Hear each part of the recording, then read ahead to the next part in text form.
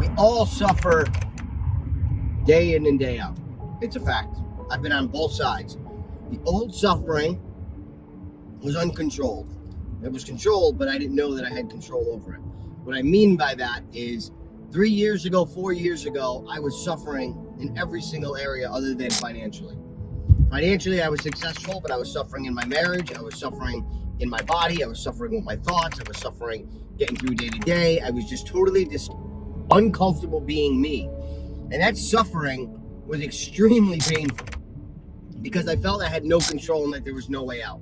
And every single day, I just couldn't wait for it to be over. And every single morning, I didn't want to get up. Now, I didn't have bad thoughts in terms of kind of, ending it, but I had no enjoyment or enthusiasm for life. I was suffering. And I didn't know the root cause of it because I had money, I had a successful business, I had a beautiful wife, I had 2 healthy kids that I love. But I could not understand why I was not motivated, why I was not getting out of the bed with enthusiasm. And it all stemmed from me not feeling good in my own skin. It stemmed from me dreading to have to get dressed because I didn't like the way that the clothes fit. It dreaded from the 1 or 2 shirts that I did wear being clean or not clean because those were the only 2 shirts that I felt I looked good in. All of this suffering that I had in my life.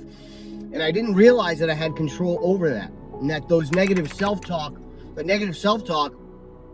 was controlling me. Now, do I suffer today? Yes.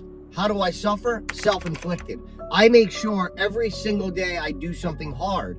Why? Because that suffering is self-inflicted. That suffering is a choice. When I do that type of suffering, I go from a low vibration state to a high vibration state because I've made the choice to do something hard. And when I do something hard and I suffer through that experience by choice, I elevate my vibration. I elevate my thoughts.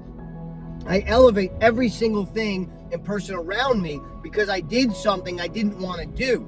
That's the whole point. So you're going to suffer, guys, one way or the other. You're either suffering from lack of action or you're going to suffer day in and day out by chasing the best version of yourself. But that suffering is what attracts all of the things that your higher self wants. All of the relationships, all of the business opportunities, all of the money, all of the partnerships. All of it comes from that type of suffering. The other type of suffering is a low vibration state. And the only thing that you attract there are things on the low vibration plane, which is negative self-talk, more doubt, more lack, more maybe one day type shit because you're in a low vibration state and you don't know how to break it. So you stay in that cycle of suffering when you just have to make a decision. I'm going to suffer one way or the other.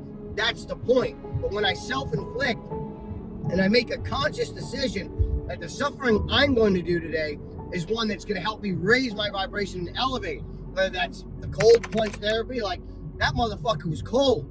And this morning, it was cold again. But going through that is allowing me to say, okay, I did that. And now I'm going to the gym. And I procrastinated a little bit. I didn't want to leave my kids. They were playing. My wife was reading the Bible. Like, I was just comfortable. But I was like, no, it's time to go put that work in. So think about it. You're going to suffer one way or the other.